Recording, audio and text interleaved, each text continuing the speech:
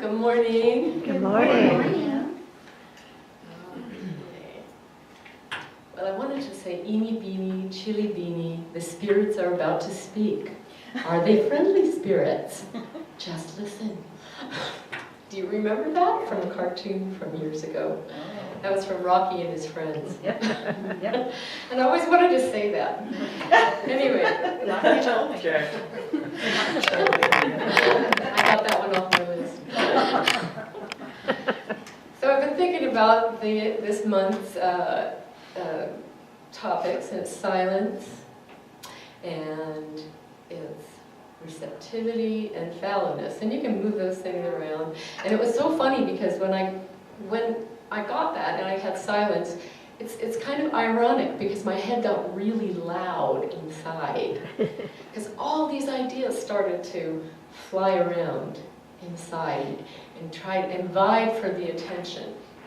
And I was having a hard time again because there's just so much to think about. There's just so much there. But I found out that silence is an interesting thing because it exists even in a noisy room or an environment. And we can forget it's there, but it's always there. It's not just the lack of noise. Silence is a state of being. And it's a word, and so to use a word, it's a pointer. I like to think of it, it points to presence. Silence. If you sit, you don't have to just sit. You can walk down a noisy street. I did this when I was in Philadelphia visiting my daughter. And I'm used to being up in the mountains where it's really quiet, and it's a little easier and more conducive to meditation and this thought of silence.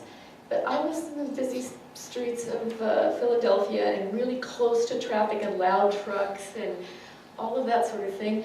And I didn't like this loudness. However, I still found a place inside that was always there, that was peace. And it's kind of interesting because it's a support. I find it a support. It supports us, this silence, this idea of silence. And you can always go to it. I didn't always think of it as a friend, silence. I remember when I was a child and I would be rainy and jumping off of walls and fences and slapping my brother and sister. I guess I shouldn't say that, but I did. And then my mother would say, go to your room. You need to time out and go be quiet and shut the door. And I'd get in there and I thought, oh my God, this is like, why is it always me? Why is this always happening to me? Why am I the one that has to stay in here? And I'd be angry and mad and kicking the bed and doing all that sort of thing. And then a few minutes later, after I got that out of the way, I'd lay on my bed and I'd look at the ceiling, I'd look out the window, and I was quiet. And I totally enjoyed myself. It was a time that I could actually just use my imagination or just have some peace away from all the noise in the family and the radios and the televisions. And I enjoyed it. And I think it was a precursor to my meditation practice. I think it was. And I started looking at it now more as a friend. Silence as a friend. And in the silence, when I do take the time to have a breather and maybe walk, and there's things going on around me all the time, I receive information. Maybe something that I was chewing on mentally or emotionally, doesn't matter. And I was getting myself in my head all busy with thoughts of what should I do and how can I save the world by 10 a.m.? How can I do all this stuff? What do I got to do next? And that's exhausting stuff. So for me, I can walk or I can write. And when I write, I just let it come out. I just let it flow. And then I find some peace in the center of it all.